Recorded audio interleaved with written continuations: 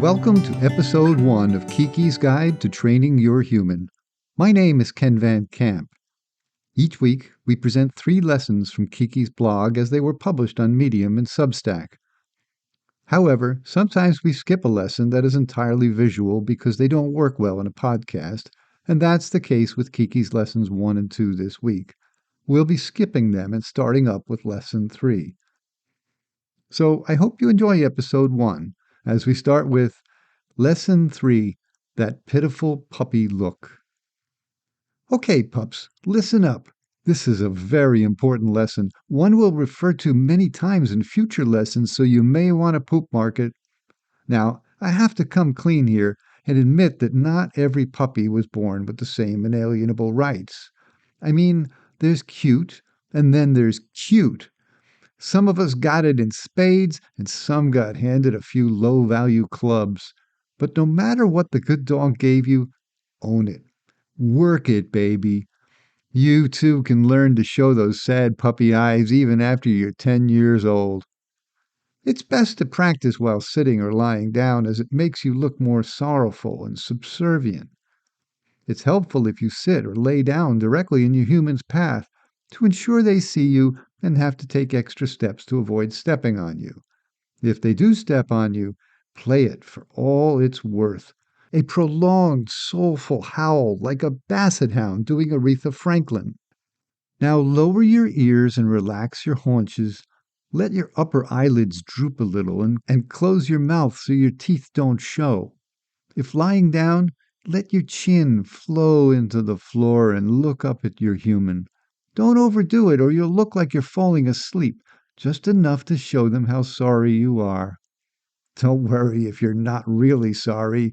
You might be thinking of sinking your teeth into your human's privates and pulling them up over their head. We'll cover that in a future lesson.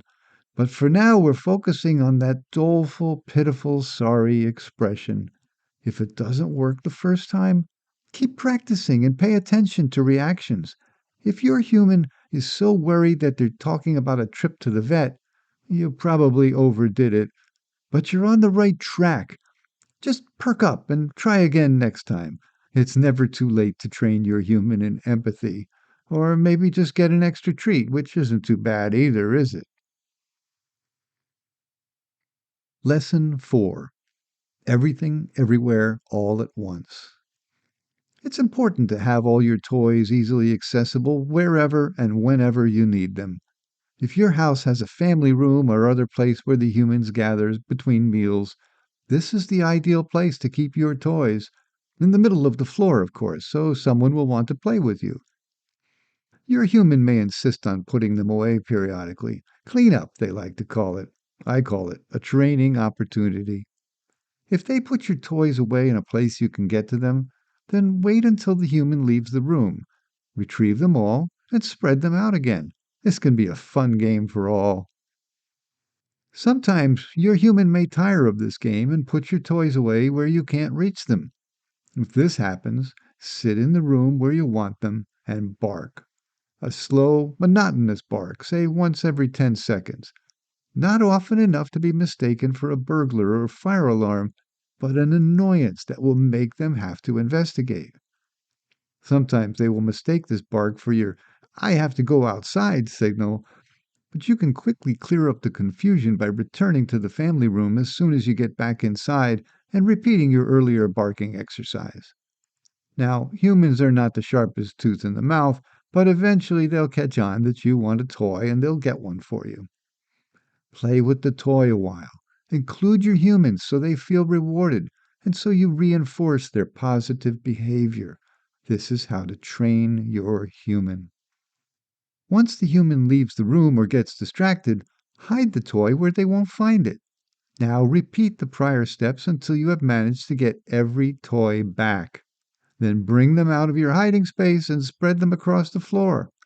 Eventually, your human will tire of putting toys away. Congratulations!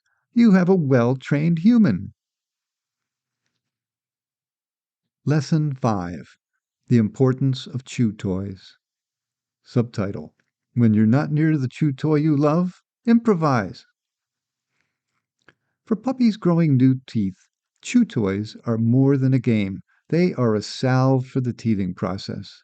But for dogs of any age, they can bring comfort, relieve stress, weaponize your relationship with your human, and provide sustenance when Nike sneakers, hard brimmed Boston Red Sox caps, James Patterson novels, and smelly jock straps are not in abundance.